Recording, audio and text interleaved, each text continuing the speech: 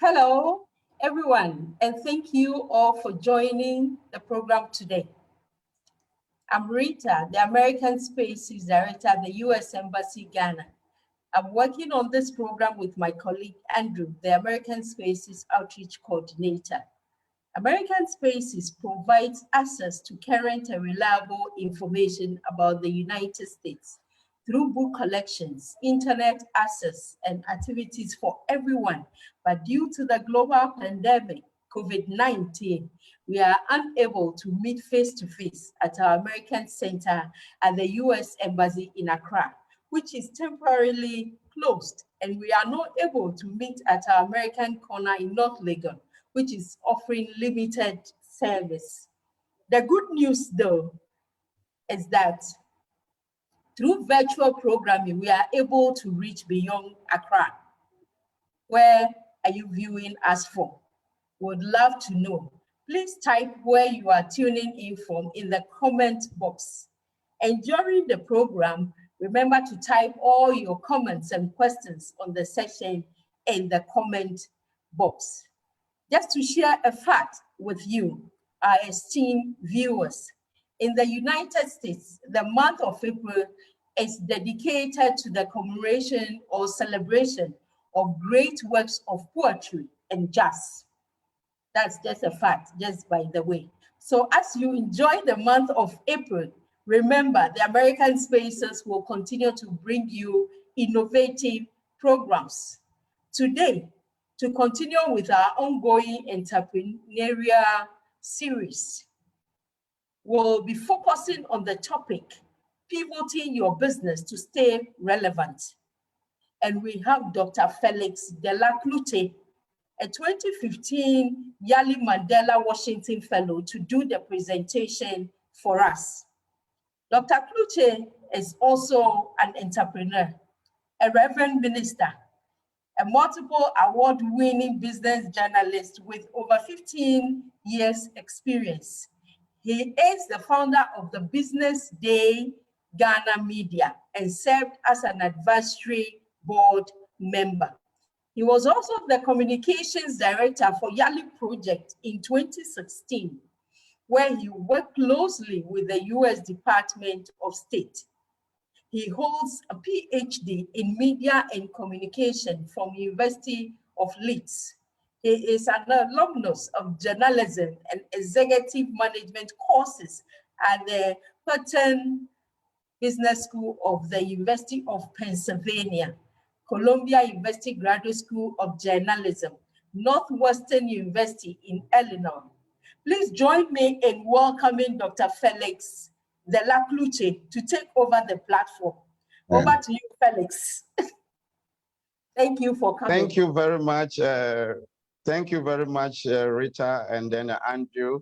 I'm very grateful for the invitation to interact with the global entrepreneurs, and also want to thank American Space, the American Embassy as well, for the honor done me.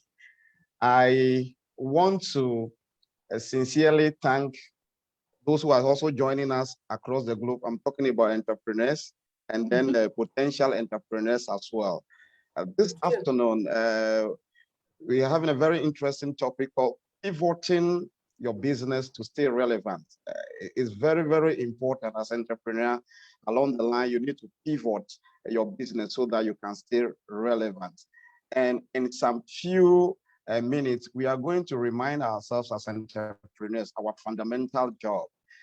We're also going to look at the problems entrepreneurs face.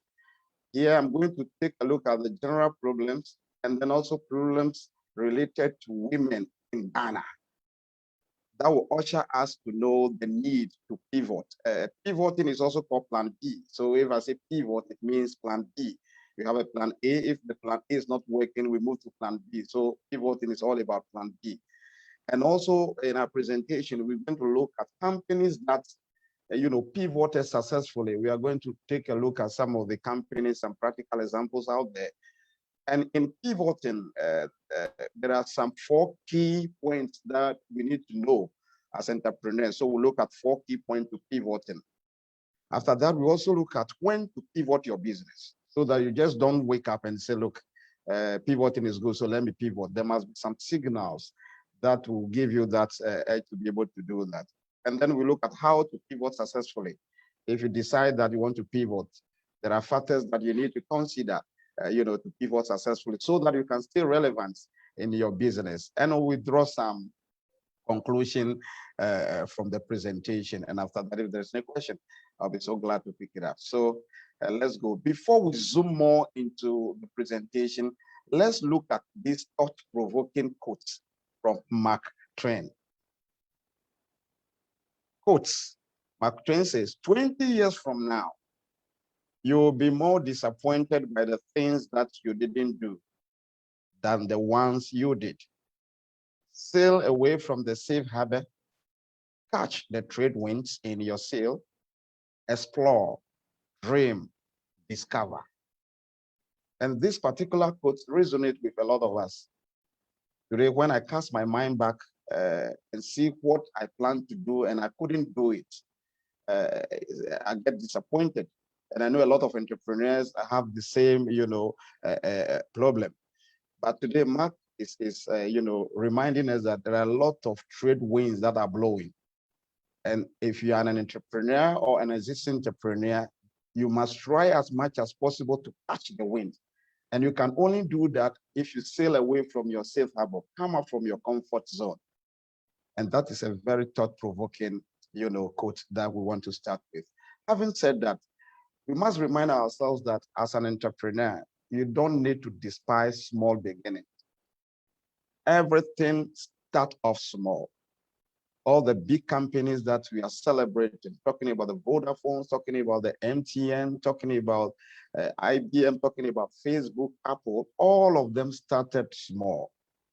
But because they have nurtured the idea, now it has become a conglomerate where everybody, want to be associated with. And it will even surprise you that most of these top entrepreneurs did not even complete college. Talking about Mark Zuckerberg of Facebook, talking about Michael Dell, talking about Bill Gates, and talking about Steve Jobs. All of them could not even complete, college, but started their initial idea from dorm rooms. But the secret is that it is the passion and the desire and the need from within to do something for your community that allow people to start this entrepreneurial journey. So if you don't have the passion, you don't have the desire and the need from within, something is propelling you to do something for your community to make an impact, then you may not necessarily be doing what we call entrepreneurship. But these guys succeeded. And I think that they are serving as a guidepost for us, those of us who are entrepreneurs and those who are willing to be entrepreneurs to be able to follow. So the secret is the passion, the desire, and the need within. Now, as entrepreneurs, we need to remind ourselves of our fundamental job. An entrepreneur is a problem solver. They identify problems and instead of complaining about them, they ask questions. What is the solution? How can this be fixed? How can it be changed or even done better? Because they know that the more problems they solve, the more money they make. I'm going to repeat that again. The more problems entrepreneurs solve, the more money they make. So anytime they encounter problems in society, they jubilate because they know that, hey, if I can provide a solution, we'll definitely make more money out of that and also impact life. So if you encounter any trouble, if you encounter any challenge, it could be frustration. There is no need for you to complain. Ask yourself, how can I solve this? There are a lot of people with problems looking for solutions, but solution providers are very few. Ask yourself as an entrepreneur, how can I solve this? If you can solve this, then you are on your way to go. Unfortunately, there are a lot of people who come to me and say, look, we have so many ideas, but it's only few that decide to do something about it instantly. But an entrepreneur is a doer, not a dreamer. Mark Gorman said, he quotes, not all dreamers are winners. but all winners are dreamers. Not all dreamers are winners, but all winners are dreamers. You can be dreaming about something. You could be there. And by the time you realize, if you have never done something about it, someone will just be implementing the same ideas that you have. So if you have the idea to be an entrepreneur, you got to start doing something about it now, and don't be a dreamer and remain there. This particular quote from Japanese proverbs resonates so much with me, and I love it. It says, vision without action is a daydream. If you have a vision without action, it's a daydream. Action without vision is a nightmare. And so if you have a vision without an action, you are just dreaming, daydream. And if you have an action without a vision, it's just a nightmare. So if you're an entrepreneur, you must know that dreaming is just fun. If you're talking is so easy. But getting things done is really hard for so many entrepreneurs. Over the years, I've had a chance to talk to some entrepreneurs, and virtually all of them talk about the plans that they have, what they want to do in lofty terms. But it will surprise you that sometimes they mistake their verbosity for actual results. So ideas are worth nothing unless they are executed. Let me take it again. If you have an idea and you have never executed, they are worth nothing. So you must try as much as possible. If you are dreaming, move from that dreaming stage to execution stage so that you can be able to affect life. Now, still on the fundamental job, Peter Drucker in his classic book, Innovation and Entrepreneurship, defined entrepreneurship as follows. It says, entrepreneurship is neither a science nor an art, a practice. And I perfectly agree with him, because you need to look for a problem to be solved as an entrepreneur. You look for a change that is happening around you, because change signals opportunity. And sometimes it will surprise you that all the pieces that you need are often right in front of you. Sometimes you just have to assemble these pieces into a different way, and bingo, you are good to go. Let's, for instance, look at this, practical experience. Assuming you are thinking of opening pizzeria in an area full of restaurants, including 2 pizza places, an entrepreneur. Now you are opening the pizzeria because it has been your lifelong, dream to own a restaurant. Now you have a dream to own a restaurant. Now you want to open it up, bring it into reality.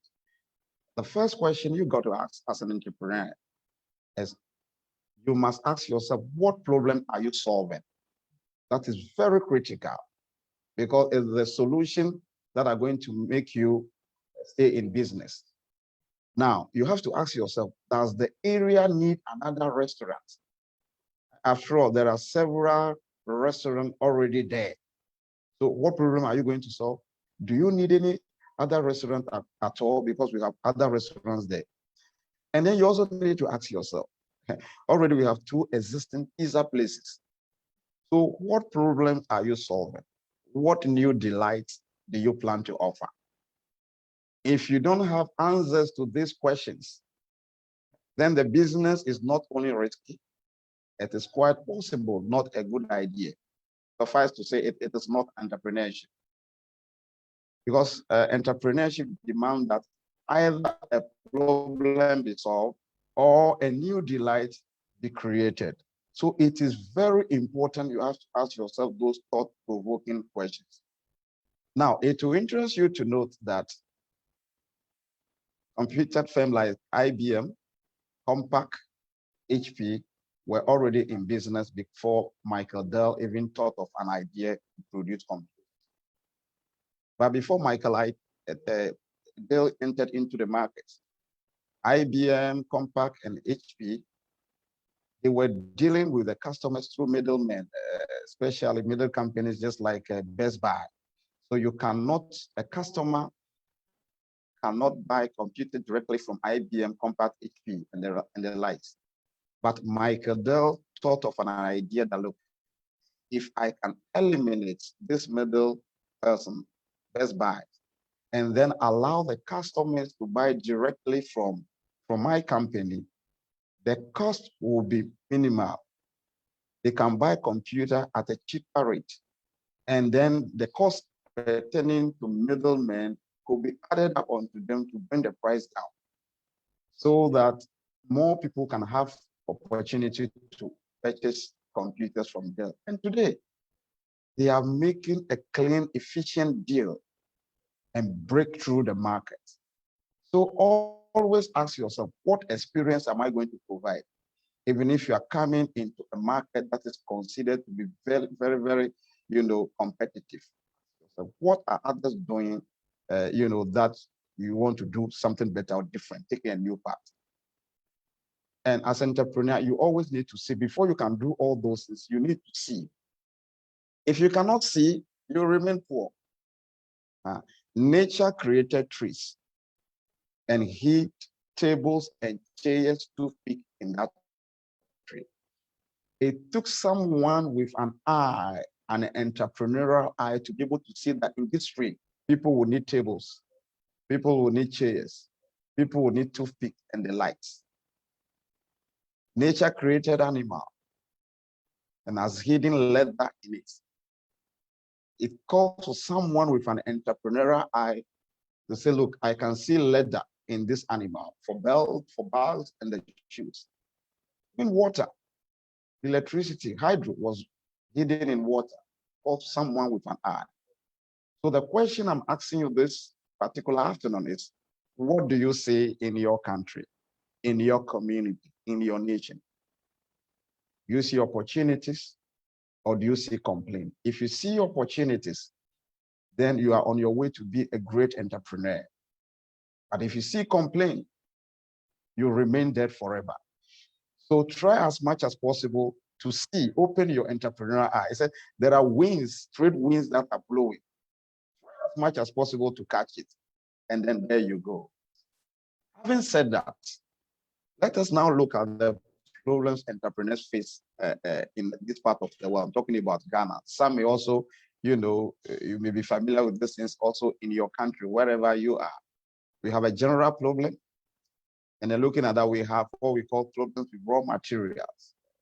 You have an idea and you need material to be able to, develop a product. Where to get it is a challenge, especially in Ghana. So you have that one as well. Now you have problem with finance. You have an idea, and then how to finance the business become an issue. Sometimes the business is already running, but you need additional capital to be able to invest, and then expand to be able to employ more. But you don't have the money. Don't have issues with grants where maybe part in the US where you can have some grant. I was fortunate to be able to get a grant from USAID. But in our part of Ghana, where it's extremely difficult to have that. So we have a challenge there of finance. Infrastructure-wise, it's a problem. Infrastructure, for instance, has to do with electricity, water, and all kinds of things. Even accommodation, all those things, it's a problem. Then marketing is also a problem. You can have the best product, the best service, but if you cannot move the service from your company or your office to the masses to be able to customers get to know, you remain there because customers are keen for any success of a product. So how to market your product or service remain a challenge, to a lot of entrepreneurs, even in this country, also stiff competition. You may be doing something. By the time you realize, everybody jump into it. And especially Ghana, we have that disease. Everybody's waiting for something to start. And they all jump into it. Someone start pure water, everybody start water business. Somebody start food business, everybody start food business. So this is a challenge. And how to be on top of competition is also always a challenge in that particular regard. Having said that, let us look at problems pertaining to women entrepreneurs, specifically in Ghana. Number one, the women entrepreneurs in Ghana are operating in male-dominated society. And that is a great challenge. And so if a woman is doing something extraordinary, people try to marvel because we are operating in a society where male always dominated everything that we do. So it's a great challenge to be able to rub shoulders with your male counterpart in this entrepreneurial journey in Ghana is something else. And also another problem is low risk-taking ability. Some of our women in Ghana don't like taking risks. Yeah, but I want to tell all of them that even the water you drink is risky. The road you are crossing to even take a vehicle is risky. Food you eat is risky because you don't know, the ingredient that was used to cooking the food. So low risk-taking ability is a key challenge, but hey, you can do away with that. And then lack of education. Not many of them, also have access to education. And because of this, they can be doing the business all right, but then improper keeping of, bookkeeping or records is always a challenge. And then lack of business information. Perhaps a woman want to enter into a business that is pertaining to women's specific sector, but getting data information to drive on that is always a challenge. And also another thorny problem is family problems. Mother of 2, 3, 4, taking care of the family, taking care of the husband, running businesses, taking care of the work. It is a whole lot of issue, headache.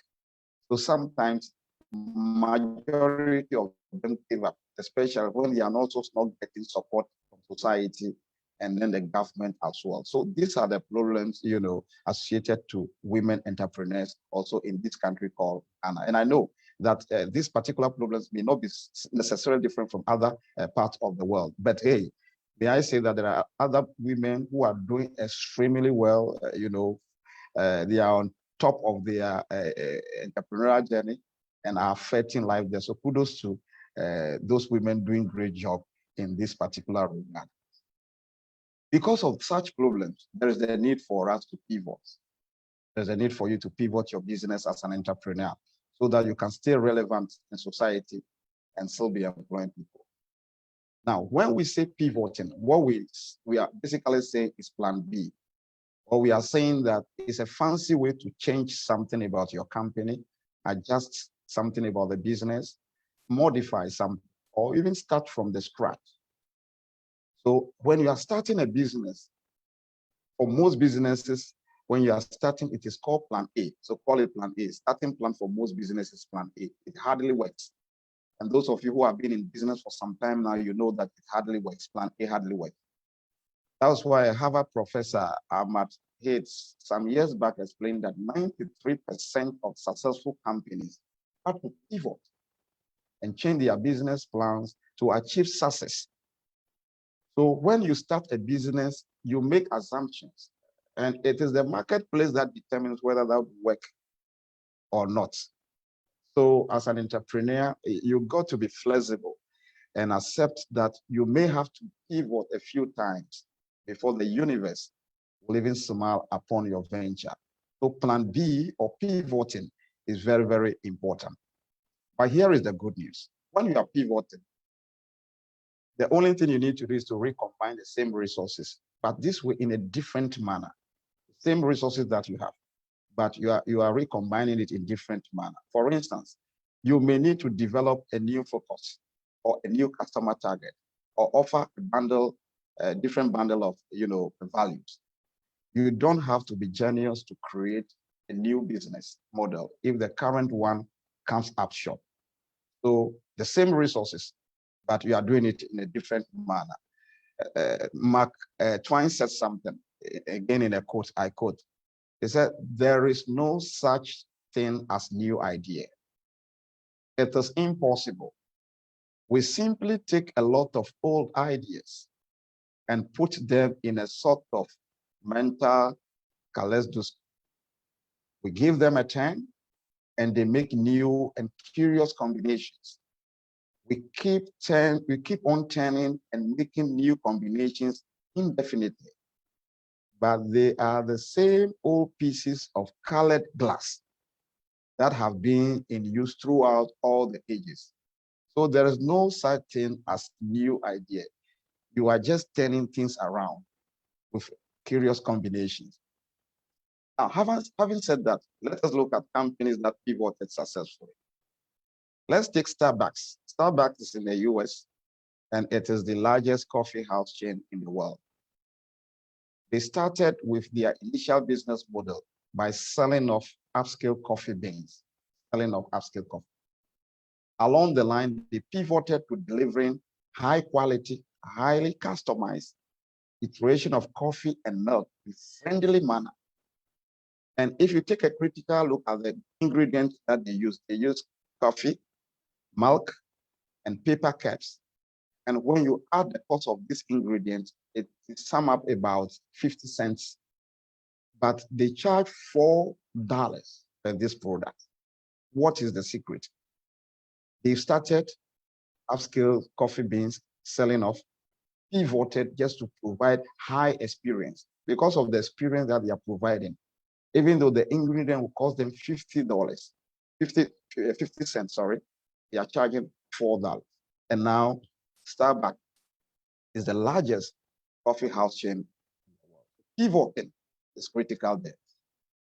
Let's look at other companies like eBay, a very well-known, as the founder initially created a program just to sell off his girlfriend's junk. As some girlfriends want to sell off the junk. And along the way, it pivoted into now a famous company everybody is talking about. Let us look at PayPal. Started as cryptographic software. It pivoted to cash transfer vehicle on the web. And a lot of people are using that as well. And let's consider the famous Apple. How many times has it pivoted after its near-death experience? And today we can all say Apple makes most of its money from mobile phones, not computers. So pivoting is very, very important. We look at Starbucks, we look at eBay, we look at PayPal, and we look at Apple, all pivoted successfully. Other areas you could be looking at is you are using different technology to build a product as an entrepreneur to cut down manufacturing costs or create a more reliable product. Or you are focusing on a different set of customers by positioning a company into a new market or vertical. Or you can say you are changing a platform, say from apps to software or vice versa. So those are other areas.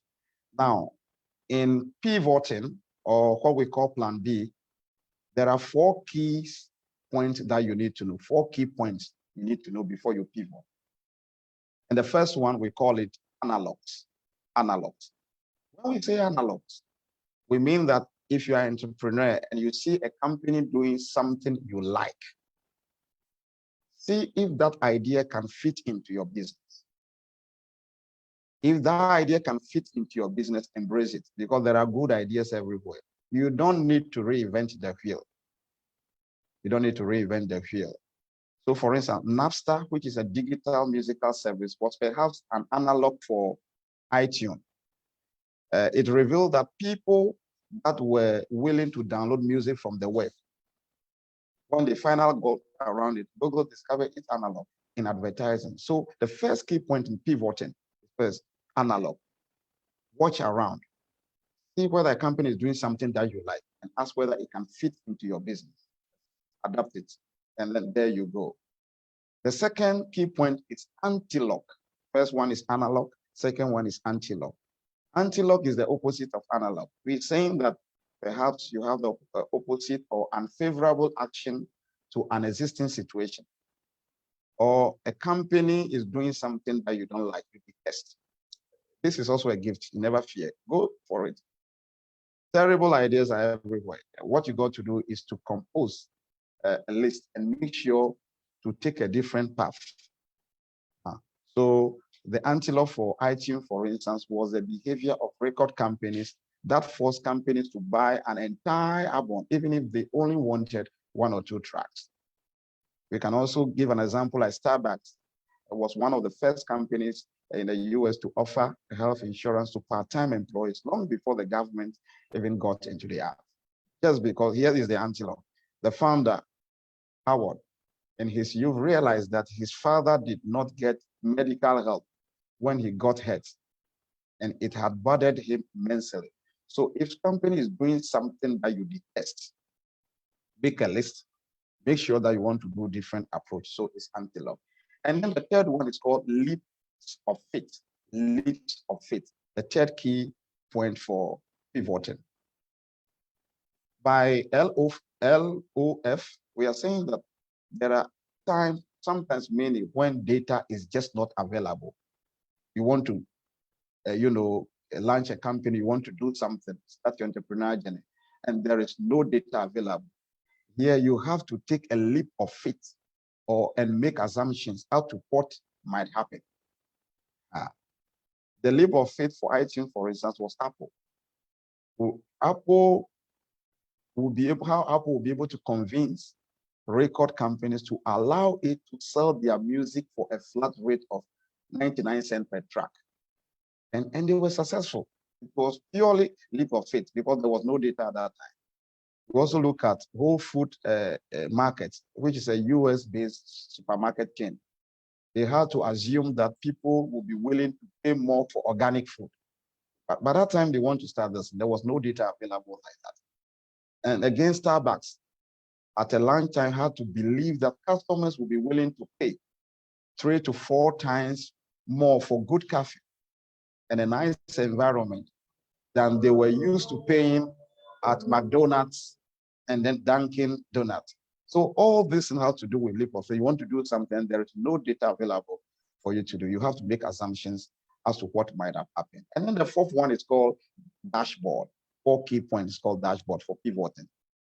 This is the way of compiling all your leap of faith, all your assumptions on a sheet of paper and assiduously testing them in the marketplace.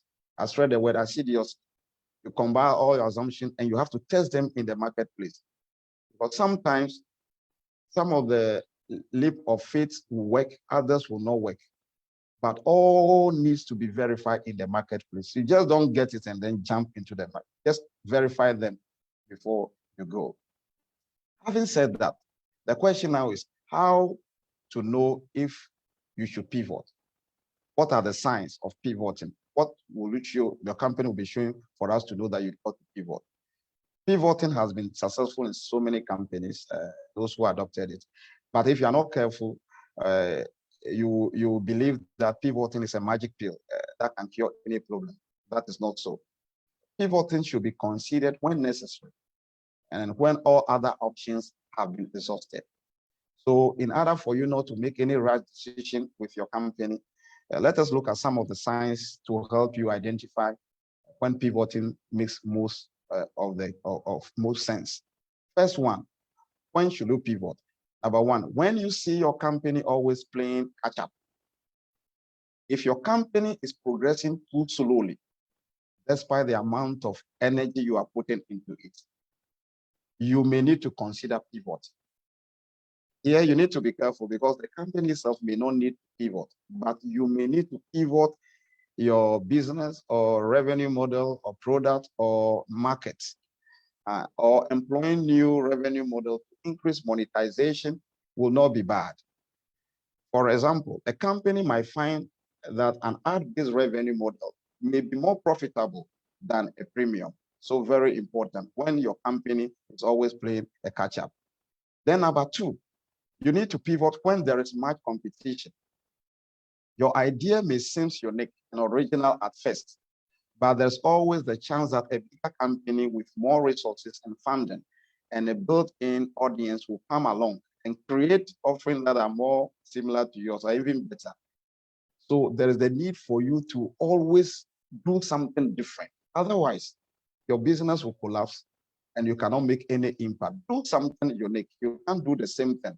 So when you see that there is much competition in the market, you also need to pivot when your company hit plateau. What do I mean by plateau? If you notice as an entrepreneur a slow or no progress in your company's development, then that is possible that it has hit a plateau. And this may be as a result of unmotivated team or ineffective strategy or as a result of boredom. But whatever the case, pivot should be considered. It doesn't need to be a major pivot, but take an honest, objective look at your company and identify something that can be revamped so that your company will be out of this plateau, trouble. You can also pivot when one thing gets the most traction. What do I mean by that? If only one aspect of your company as an entrepreneur is succeeding and the rest are failing, or at least moving slowly, then you need to focus on capitalizing on what is working and change it radically or completely, dish out what isn't working. So if one aspect of your company is working, focus on that. Those that are not working, you either change it or completely discard it. But in doing that, you need to direct your attention on what works. Your company can experience a boost in productivity and efficiency and even revenue. So that is very, very critical. That. Then also, if there is limited response from your marketplace, you need to pivot. You can do all the customer development and research. And just because someone says that, look, we are going to pay this amount of money for your offering now, doesn't mean that they will still say the same thing 6 months down the line when you are actually built and launch your product or service. A lukewarm response to the first release of an offering doesn't also usually bode well. And while it is possible to generate buzz with marketing and PR, you can also do so much to convince the world of the value of your product. So sometimes you meet limited response from the marketplace. That is a sign for you to pivot your business to stay relevant. And also when your perspective changes as an entrepreneur, once you launch your company and you are running it for some time, there is possibility that your goal, your vision, your values will change. So there is the need for you to research a niche, and experiencing it firsthand are completely different from one another. So as an entrepreneur, there is the need for you to really realize that there are other more lucrative avenues for you to pursue. And that's your current course isn't just for you. Everybody can enter. So always, you may also have new goals and new vision, but make sure when doing that, you align your vision to that. Now, how do we pivot effectively? To be able to pivot, there are so many factors that you need to consider. And then let us look at those factors. Number one, you need to do it as soon as possible. The moment you discover that your company you have to pivot your business, you make sure that you do it as soon as possible. There are so many companies that pivoted more than once. So don't give up. If the company, you started has to pivot a number of times. What is important is that you get your company right on track. But if you are going to pivot, whether once, twice, or several times, you need to do it as soon as possible, because this is going to help you avoid wasting time, effort, and money. So do it as soon as possible as you can. And then secondly, pick new goals that align with your vision. When you are pivoting, you need to pick new goals that align with your vision. Entrepreneurship is hard, let's face it. And it requires that you'll be brutally frank with yourself as possible. Launching and running multiple companies or even one company is a year-long endeavor. If your path you are taking now doesn't seem right to you, you don't need to only step back and evaluate your visions in life, but you need to put in extra time to ensure that your new vision is the right one for you. So pick new goals that are right with your vision. And also, you must be careful when pivoting not to scrap the work that you've already done. Because pivot doesn't necessarily require radical change, of course. In every case, it is important to identify what aspect of your company can be salvaged, kept, or reused once you have settled on the new direction to head on. So you've already spent so much time, energy, and money in building a sustainable business. So as an entrepreneur, you should be able to redirect your current resources towards your new goal. So you don't need to scrap everything. If some of the aspects are doing well, you just have to redirect your resources towards that goal. And also listen to your customers, very important.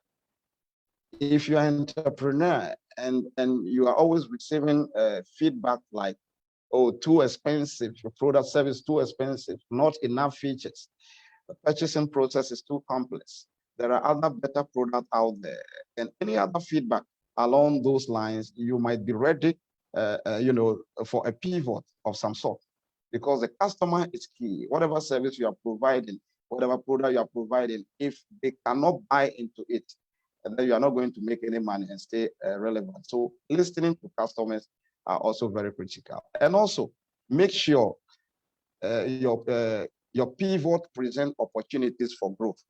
Your pivot must prevent opportunities for growth. Pivoting can be useful decision for a startup, but there are some roadblocks. Go further. However, if your pivot, your company, your direction without much thought, you're always going to hit another roadblock. In order to prevent all those things, make sure that your original plan, your original plan has been taken into consideration, or the plan that you are also going to take will present opportunities for growth and expansion, in this particular venture. For instance, if the market is small, the customer base is less diverse, or has too much competition, then there's not worth risking taking another company. So keep looking. It's very critical. Have in mind that any pivoting should present opportunity for growth. Now, having said that, let's have some look at some final thought. I just want to say that launching and running a startup is filled with so many risks, and making decisions without thought is a recipe for disaster. So before you decide to take your company into new direction, take time to prepare. Don't just jump like that. You must know when it is time to persevere and when it's time to quit. Every startup experience, some kind of difficulties on the road.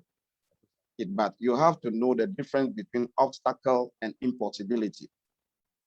In other words, when things get tough, ask yourself this question: can the problem be solved with more research, customer development, funding, etc.? If the answer is no, you really can't think of any solution, regardless of how improbable it may be. Then you should consider, pivoting. So you just don't enter into those things without really preparing.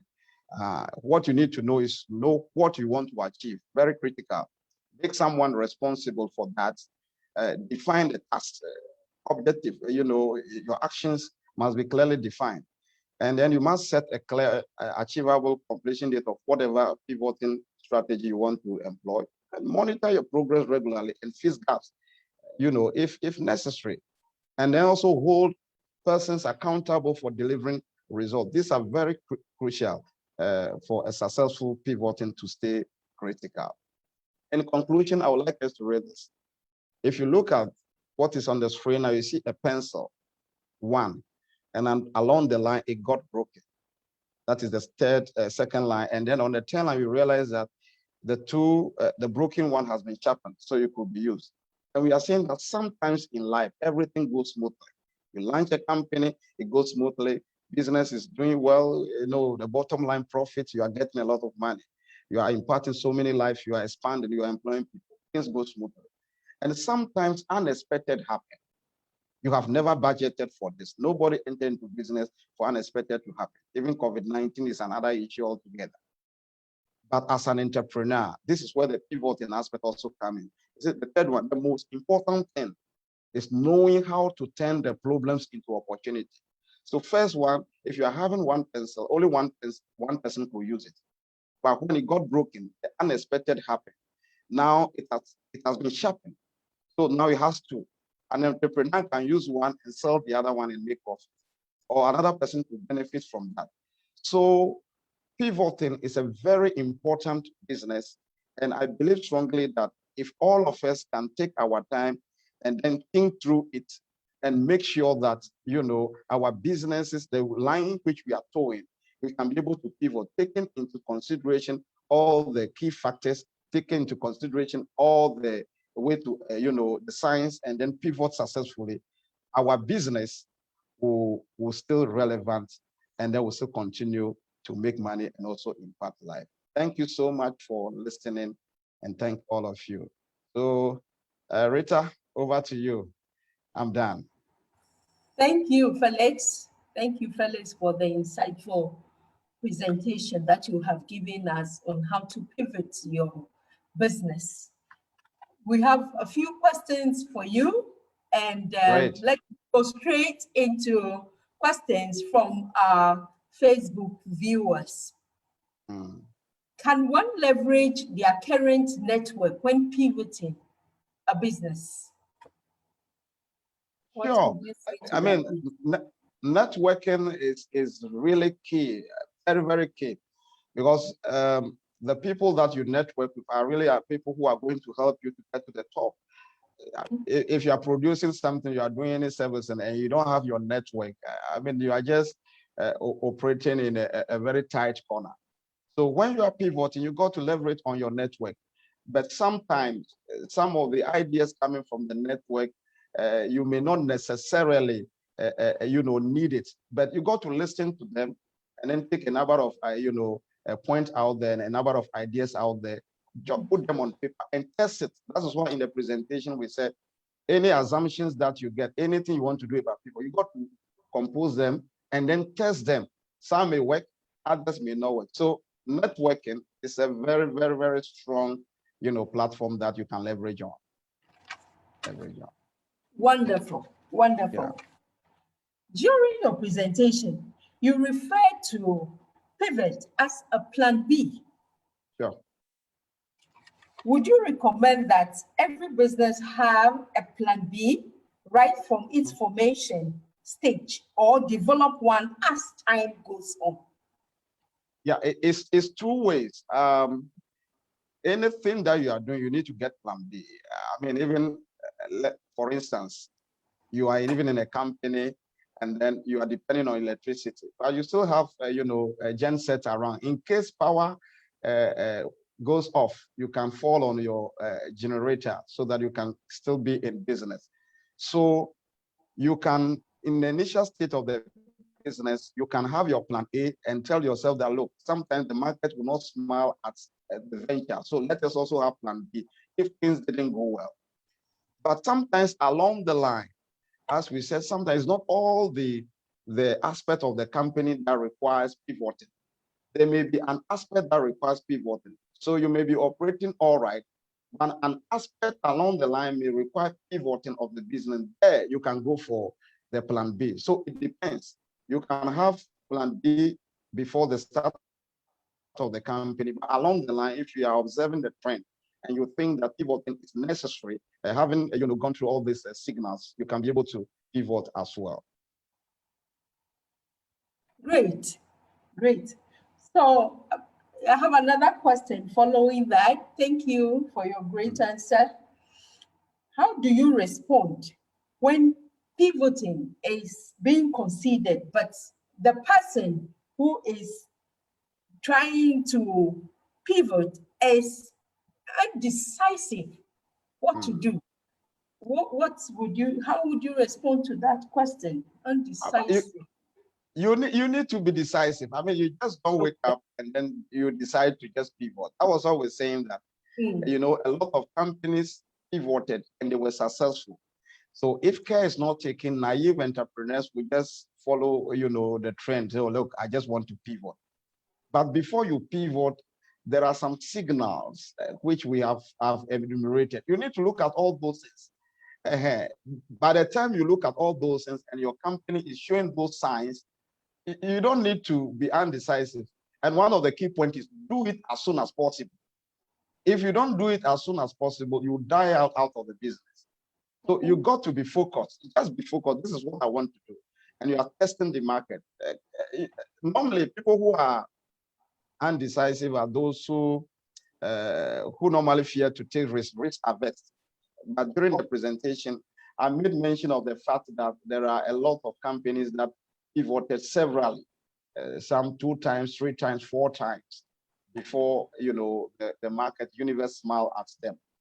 So if you see those signals and you think it is critical for me to pivot, you need to throw away undecisiveness and then you do it as soon as possible. Right, thank you. And right, thank you for that wonderful answer. Awesome. So right at the tail of that, I'm going to ask another question from one of our viewers. What do you do when you don't have the right team and culture? Do you wait to pivot? What do you do? Well, if you don't have the right team and culture, even if you pivot and the same people are working in the organization, they are going to bring out the same bad culture and then bad attitude. So the first thing is to do, if you have determined your area of pivoting, is to offer some kind of training for them so that they can change that mentality and that culture. So you tell them, look, we have been operating with this culture, this attitude for a number of periods, and we are not seeing any result. Now there is the need for us to pivot. So pivoting in even your mind, your attitude, in the way you do things. So there is the need for you to train people in that regard. That was why in the execution side, getting to the conclusion side, I made mention of the fact that you need to know what you want to achieve and make people responsible, define tasks clearly, set achievable completion dates, and then, fees gap. So you need to hold people responsible, but you can only do all those things if only you train them. If only you train. If you don't train them, you can pivot successfully, but I can guarantee you they can bring the same mindset, to the new venture, the new venture. Because sometimes it is unmotivated staff, lack of a good culture and values that bring those kind of troubles to the company. So if you want to pivot, you need to train them so that they can change their mindset. Those who are willing to stay, fine. Those who are not willing, you show them the exit plan, and then those who are willing to work, you can bring them on board. Oh, thank you for that great answer. Pivoting, that means pivoting comes along with some other responsibilities. Sure. Training, making, okay. Training, you could spend some few monies here and there. It calls for time and it calls for tough decisions. Sometimes even some of your relations with other workers may not be the best, but you are looking for the right, direction for your company. When the company collapses, that's it. A lot of people who depend on the company will also have their livelihood affected. So you need to take some tough decisions sometimes to be able to be on top of, situation. Great. There's another question from our viewers. Should pivoting be considered as a short or long-term measure? Well, it depends on how you are saying it. Normally, if a company is starting and it has a plan A and then a plan B, that is where you want to use the plan B as a pivoting as a short-term measure. But whatever you are doing as a company or as an entrepreneur, you are having a long-term objective, long-term goal, because you want the company, to succeed. Even if you are dead and gone, that legacy should be there. It must be run after you. Your grandchildren must also come and even run it. A lot of people. But if it's only a short term, it's just like a magic pill. When you take it now, and then the disease surfaces again, then there is another issue. So it will be advisable that you are considering a long-term plan. That was why in the presentation, I made mention of the fact that anytime you want to pivot your business, ask yourself, will this plan present opportunity for growth? Is it going to be a long-term growth? So if you think that the short-term one could, help to arrest certain situation, fine. But as an entrepreneur, you should be looking at the long-term run. A short-term one may be a stepping stone to arrest certain situations, but even there, you must consider a long-term one as well. Great, thank you. Just like how a company have a short-term and long-term, goal or vision, you must also have the same thing. Thank you. We have Pleasure. A question from James Wette. James Wette, yes. And this question, I'm not too sure, but possibly you have some links or some resources or pointers that you can point people to.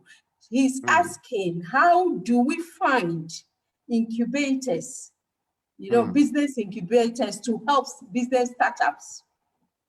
Yeah, I think that's a very, very, very important question. Unfortunately, in Ghana, we don't have so much of them. But I know that in other parts of the world, I'm talking about US, you could have that. Unfortunately, James, you are in Ghana, so you can get those things online. Just you can Google online and then find some kind of those who are business incubators. Majority will pop up.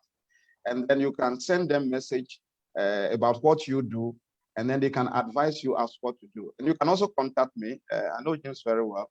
I can point them out to some of the few of them. I have some friends who are in other parts of Africa who are doing seriously business into that. Some are also in Ghana.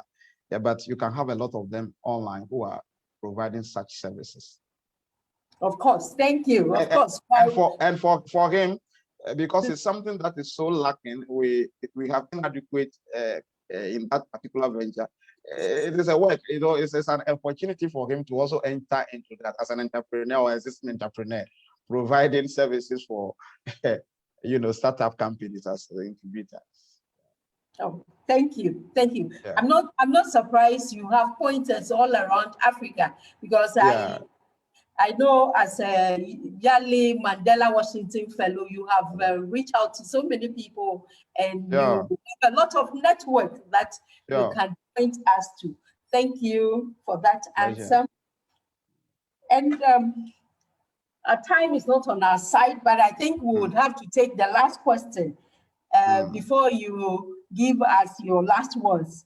How relevant is pivoting in this era of COVID-19? We can't live without talking about that. So how relevant it is in this era? Very, very, very relevant. I mean, COVID-19 has presented so many challenges, so many opportunities and challenges as well. And if you want to, do business as usual, you become kicked, you'll be out of the market. Even what we are doing now as a virtual presentation is pivoted. Churches, even all over the world, churches who are not even doing the service, they're also pivoting by doing even online. Those may not even be on online. So COVID-19 has really, really presented those challenges, and you need to pivot. Just watch around and see what is happening around. What trade winds that are blowing, what trade winds that COVID-19 brought, and then how best I can adjust or modify my business so that people out there can know that I'm still in business. Those in the media, newspapers, they are all, doing something. They are all pivoting, because they realize that the hard copy is no longer making a lot of money. So majority are even going to digital, media and the rest. So it's critical. You either do it now or you are obsolete in business. You will die in business and nobody remember you again. And yeah. It's very relevant in these times that we are going through this global pandemic to pivot. Yeah. Yeah. Thank you so much. Thank you, Felix, for your time and wonderful insight on how we can best pivot our businesses to stay relevant during this daring time. Great information. Yeah. And thank you all our viewers for joining today's session. Before ending today's program, though, to all our viewers in Ghana, I would like to tell you about an online resource that you may find helpful, eLibrary USA. It is a state-of-the-art digital library with 9 premier electronic databases, which includes digital newspapers, magazines, journals, videos, and dissertations.